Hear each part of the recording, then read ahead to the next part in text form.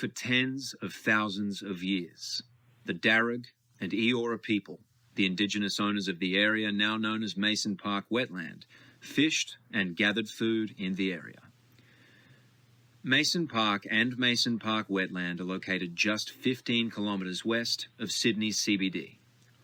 The 8-hectare wetland of Mason Park, situated on the floodplains of Powell's Creek, was listed in the Register of the National Estate in October 1998. It was one of 8 significant remnant wetlands which were once part of an extensive wetland system bordering the Parramatta River. Back then, the remnant wetlands held the ranking of the 6th most important site for migratory waders in all of New South Wales. Mason Park Wetland also supported one of the largest remaining populations of narrow-leafed Wilsonia, or Wilsonia backhausi, and important stands of the native salt marsh rush, Juncus kraussii, both of which are uncommon in the Sydney region. George Cayley, a Yorkshire botanist who arrived with the first colonists, reported that the area was a noted fishing place for the natives and that the water here was shallow. There was salt marsh, reed swamps, and mudflats. This habitat attracted mud oysters, shellfish, crustaceans, ducks, and other water birds. Mason Park Wetland and the other remnant wetlands in the Homebush Bay area first became the subject of landfilling operations and marsh reclamation almost 200 years ago in 1826, a long and sorry history of habitat destruction through extensive land infilling and reclamation followed until the mid-1970s. Mason Park was used as a rubbish tip, receiving waste from a variety of industrial and commercial sources, including metal containers and other metal refuse from the Arnott's Biscuit Factory and Brickworks waste.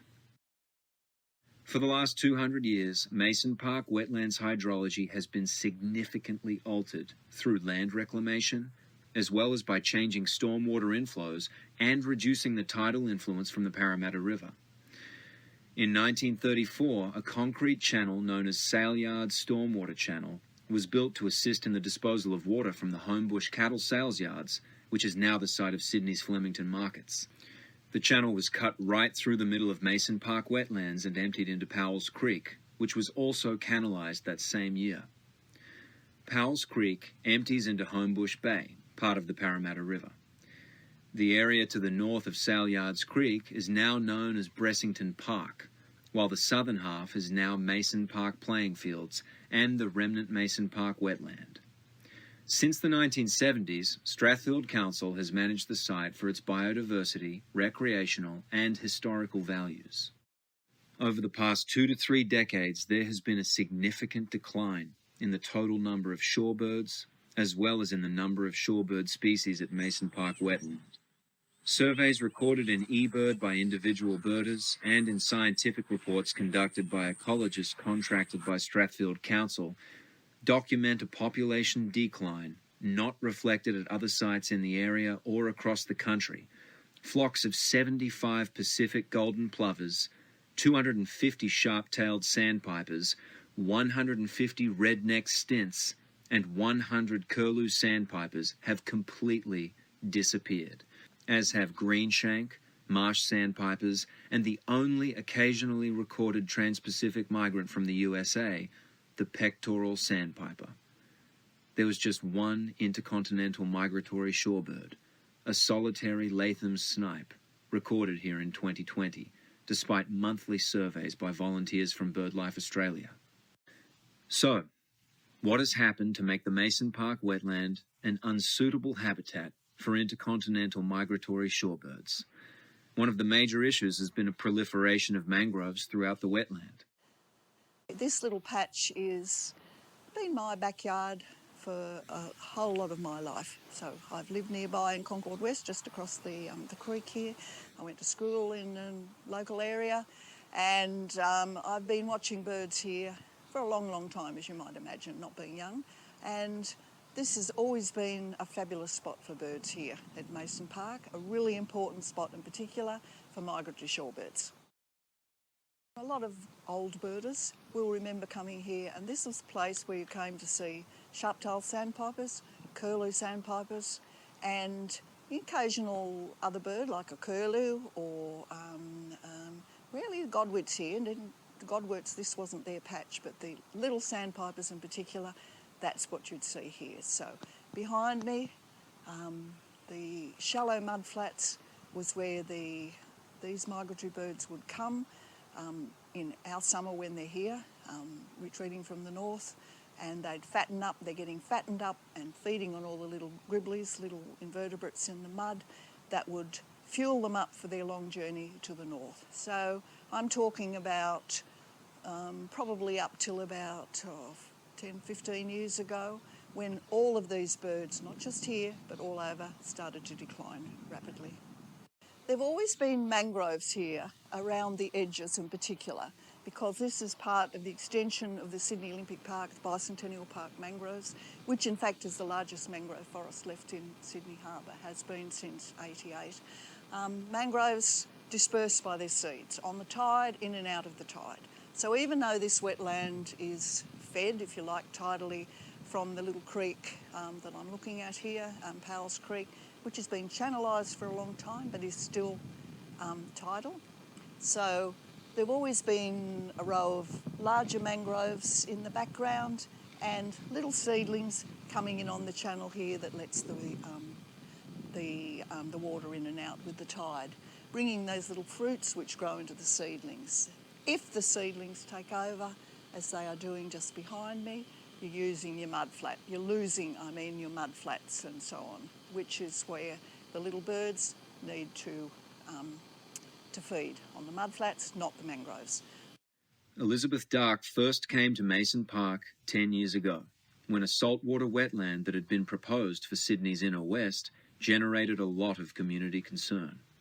I became more interested in Mason Park and came out there to have a look at it, and standing where the interpretive signage is for shorebirds, I was quite shocked to see, instead of an expanse of wetland there, which was what I had remembered, it was all mangroves of varying heights.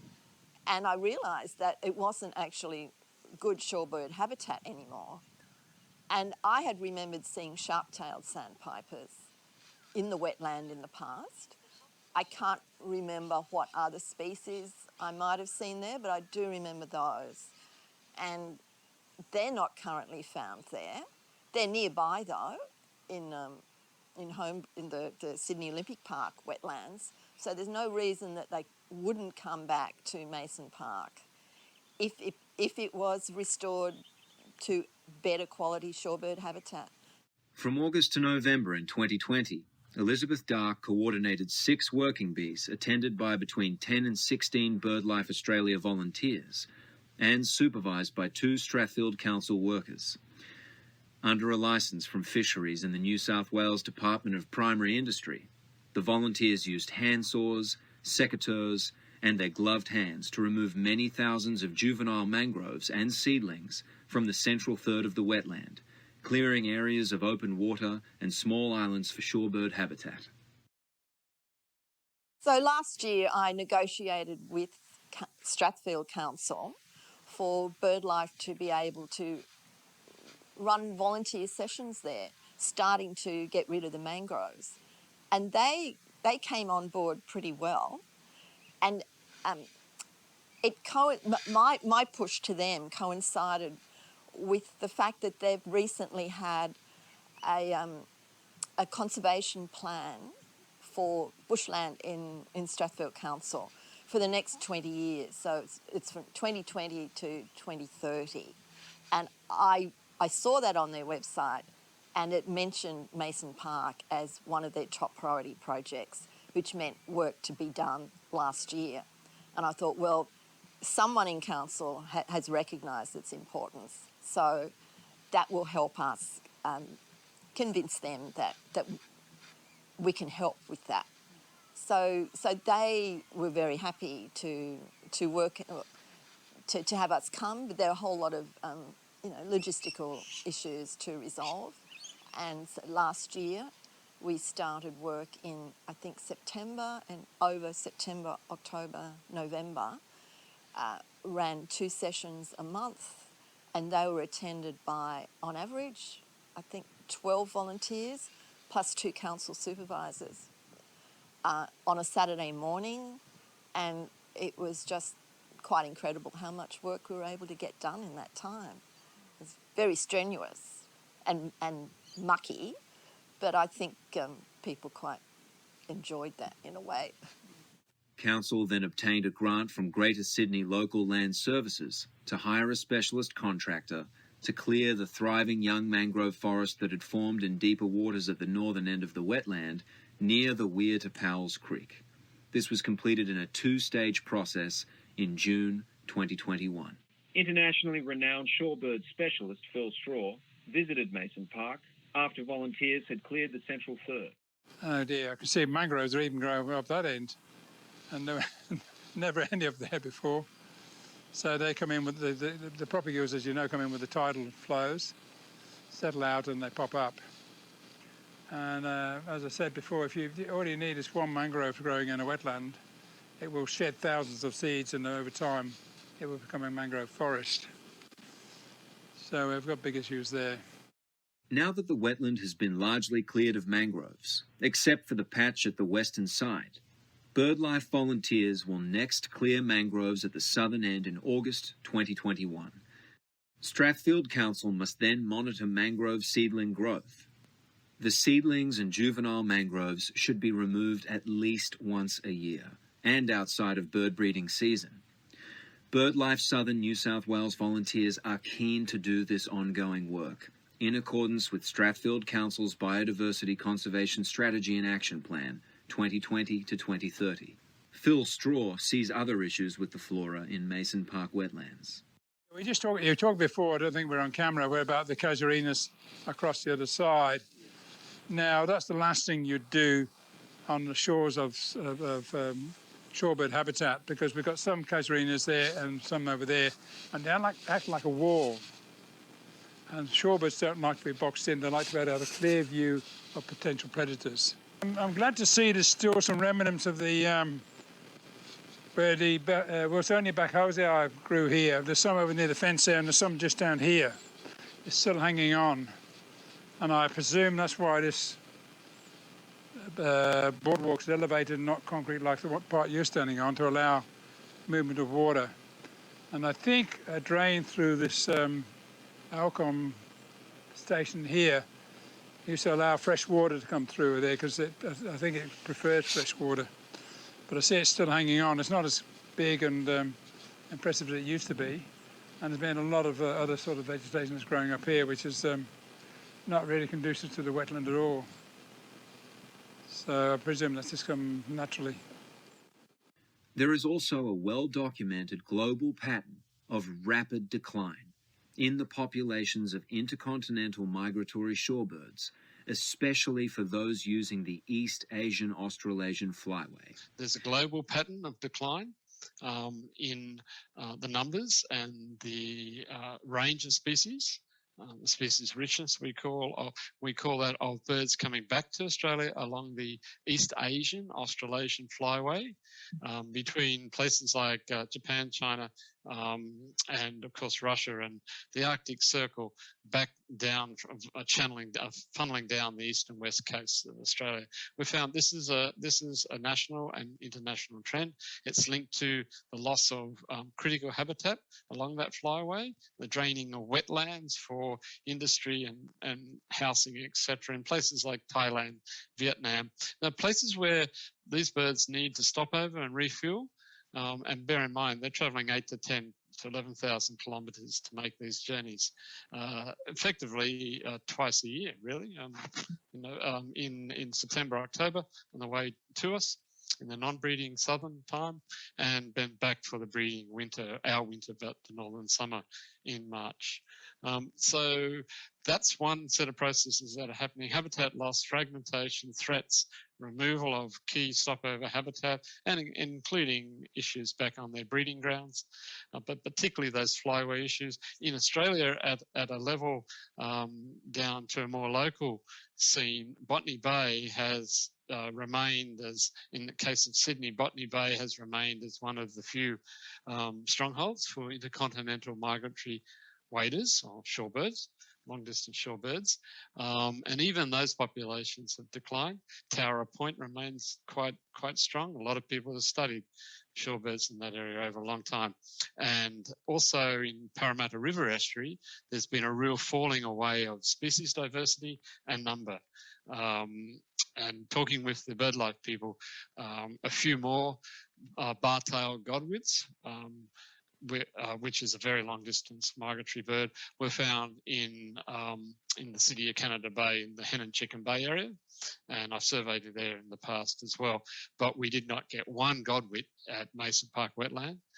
We got one godwit, and this is Jerry's information coming through from Elizabeth Dark at BirdLife, that he located, or somebody located, one godwit at the Waterbird Refuge in Bicentennial Park. Another major issue for Mason Park Wetland has been a change in its hydrology due to a combination of mostly man-made but also natural causes. This has resulted in a change in water levels, tidal flush, pH and salinity, which affect the makeup of the flora, the availability of roosting and nesting sites, and the amount of food available for birds. Also, urban development in the catchment has led to an increase in pollutants, including elevated nutrient levels. The natural purification processes of Powell's and Salyards creeks have been eliminated through canalizing and concrete lining. In 2017, Sydney Water replaced the old concrete banks of Powell's Creek adjacent to the wetland with sandstone and native plants, but no increased tidal flush has resulted. A lot of urban impact there. And we need tidal flush back into Mason Park Wetland to create a suitable flush environment for food for these long-distance migratory waders. They're not getting that currently. There's a lack of inflow of suitable amount of water coming in from Parramatta River via Powell's Creek Canal, and there's very little outlet there. It's been designed okay, that one, but I've recommended in my report on the survey work to Council that they investigate installing a second inlet to allow water to move more freely through all of the wetland, not just the northern bit where the snipe was recorded, but also the southern bit where the ibis and occasionally spoonbills, but particularly the stilts breed. That's a freshwater influenced area. So there is a need for, we believe, that's BirdLife Australia people, myself and others believe that there is a need for proper tidal flush there. But there's been a lot of excavations and ridges and stuff that's happened in the brickworks past, and the influence of developments such as brickworks in the area. The area has been knocked around a lot, but there's still potential for it to come back, I believe. In August 2020, a small group of volunteers from BirdLife Southern New South Wales, led by Alison Ellis, started monthly collections and analysis of benthic samples of Mason Park wetland sediment to document the types and numbers of small invertebrates that shorebirds need for survival. Unfortunately, the wetland was drained for about 2 months after the first sampling, and the mud slowly dried out. As a result, no invertebrate life was found by December, even though the water levels had been restored to normal. It was another 2 to 3 months before the benthic life gradually returned. In every sample, the largest number of worms detected were oligocate. These segmented annelids tolerate degraded and organically polluted waterways. Their numbers have increased fourfold in 10 months since the first samples were taken. The chironomid, also known as bloodworms, are insect larvae of a non-biting midge. These also tolerate organically polluted urban waters and have come back in increased numbers since the first samples. There has also been a fourfold increase in polycate numbers, and a new polycate species was found at one of the sites in June 2021. The increase in number and variety of worms is a positive sign of increased biodiversity following the removal of mangroves from the central section of the wetland, increased rains, and reinstatement of some tidal flow. In his 2021 report to Strathfield Council, Andrew Huggett notes, that the tidal influence in Mason Park wetland is currently confined to mostly the northern end of the wetland through a rock gabion and gridded concrete underpass emplacement that connects with Powell's Creek. Also, berms, or small artificial ridges across the central and southern sections, prevent saltwater from reaching those parts of the wetland. Mason Park wetland has been the subject of long-term surveys through BirdLife Australia's Shorebird 2020 survey of the Parramatta River. In the past, volunteers have reported that the manually operated sluice gate has often been left closed, leaving the wetland to dry out except during very high tides, perhaps twice a month, when small tidal inflows occurred.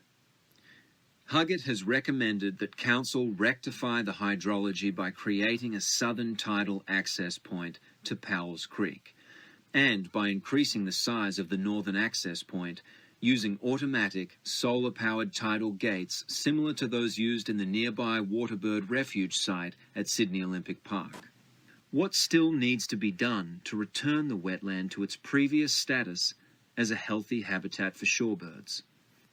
Andrew Huggett says that despite its history of heavy disturbance and the surrounding highly urbanized landscape, there's substantial potential for Mason Park wetlands' long-term restoration. A rise in the number and variety of shorebirds will indicate an improvement of the ecological health of the wetland. And what will bring them back? Food. All changes made to the wetland must improve the quality and quantity of food for all shorebirds, especially those intercontinental migratory shorebirds protected under Australia's international agreements with China, Japan, and South Korea. Dr. Huggett gave detailed and prioritised recommendations to Strathfield Council in March 2021. He emphasised the need to restore adequate tidal influence to all of the wetland, improve the quality of surface water entering the wetland, protect and restore threatened plant communities, increase the amount of available shorebird foraging and roosting habitat, continue engaging and educating the local community, establish annual summer surveying and monitoring of wetland birds, particularly migratory shorebirds. This will require a fully funded, best practice, coordinated and sustained effort by all key stakeholders involved in the wetlands comeback. The volunteers for BirdLife Southern New South Wales are up for the challenge and are keen to work with the local community, Strathfield Council and others to bring Mason Park wetland back as one of the best shorebird habitats in Sydney and in New South Wales.